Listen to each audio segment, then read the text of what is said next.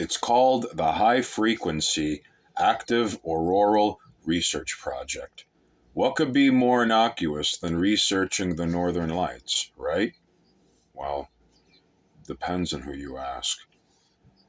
HAARP is a research program based in Alaska to study the ionosphere and aurora effects in the atmosphere.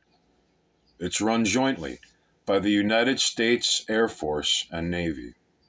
If you're wondering why the Air Force and Navy care about aurora, you're not the only one. There is, of course, a perfectly reasonable explanation.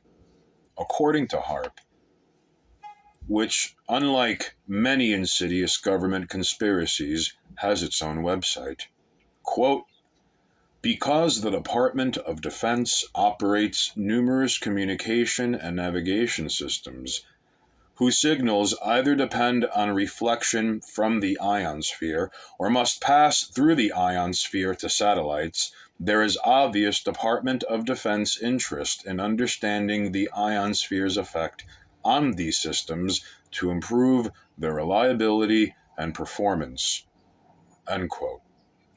Now that we've got the reasonableness out of the way, let's take a look at why HAARP is up there with Area 51 in terms of conspiratorial splendor.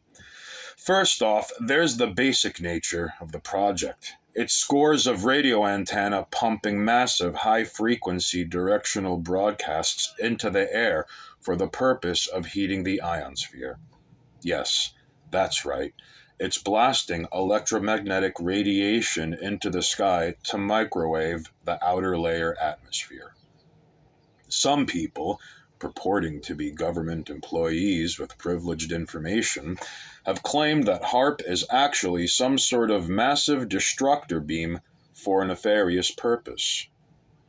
Nothing along the lines of like that guy who called into Coast to Coast with Art Bell and was freaking out about his position, soon to be triangulated upon before the call dropped and the broadcast station went down entirely and suddenly. But fingers crossed. Here's to hoping. HAARP claims that the supposed 3,600 kilowatts of energy originating from the project are completely harmless. Detractors claim it's more like a gigawatt. But I digress. I don't know if they do.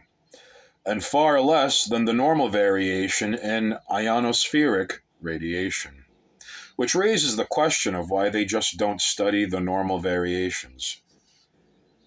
The claims about HAARP made by these ubiquitous people in the know boil down to the following points.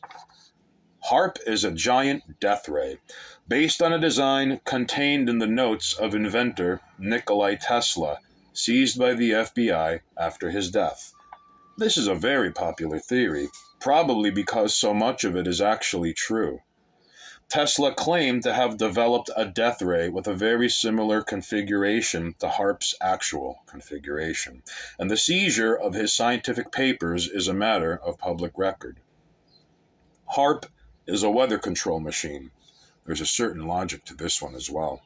If a butterfly's wings beating in Tibet can cause El Nino, then a gigawatt of electromagnetic radiation ought to be good for something, right? HAARP is an earthquake machine, also based on a bunch of weird stuff Nikola Tesla discovered. Slightly offset by the fact that the HAARP array is clearly pointed at the sky. So hopefully, Turkey ends up in the highlight reel, or at least gets one of those slow-motion instant replays. HAARP is a doomsday machine ripping a hole in the Earth's atmosphere. Colorful, but scientifically questionable. How do you rip a hole in the air?